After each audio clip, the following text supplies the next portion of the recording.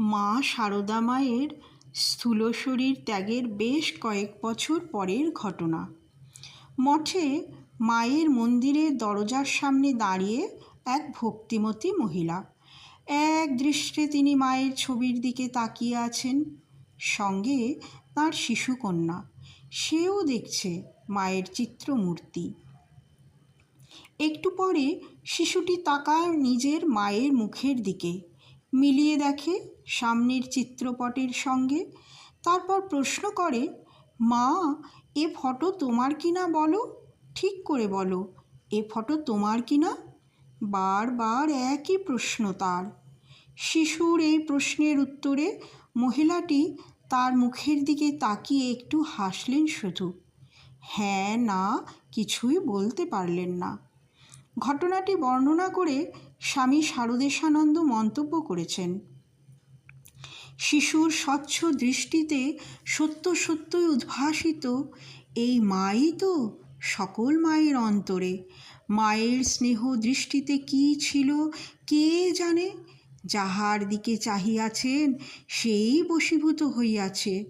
সন্তানের মতো এখনও দেখিতেছি তাহার চিত্রপটের দিকে চাহিয়া। ওই দৃষ্টির সম্মুখে মানুষ আত্মহারা হইয়া পড়ে, যেমন নিজ জননীর প্রতিচ্ছবি দেখিয়া। কিন্তু গর্ভধারিণী জননীর স্নেহ সত্য শুধু বর্তমান জীবনটুকু ধরে, আর এই যে সত্য জননী, তার ভালোবাসা সত্য হয়ে আছে চিরকালের জন্য।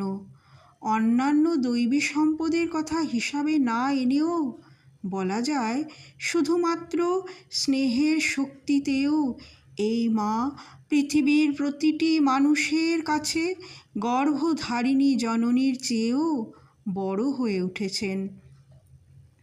বাস্তবিক মায়ের স্নেহ আস্বাদ করার পর অনেকেরই মনে হয়েছে যে জন্মদায়িনী জননীর স্নেহ তার কাছে তুচ্ছ।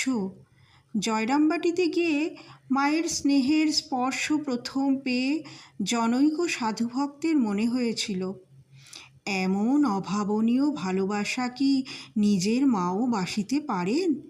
বাড়ির মাকে তো খুব ভালোবাসিতাম, তিনিও কত ভালোবাসিতেন, কিন্তু এই যে জন্ম জন্মান্তরের চিরকালের আপনার মা, মায়ের কথা যাহা সামান্য শুনিয়াছিলাম, তাহাতে কে জানিত যে এই মা এইরূপ মা, এরকম করিয়া মন প্রাণ কাড়িয়া লইয়া আপনার হইতেও আপনার করিয়া নেবেন। জয় মা।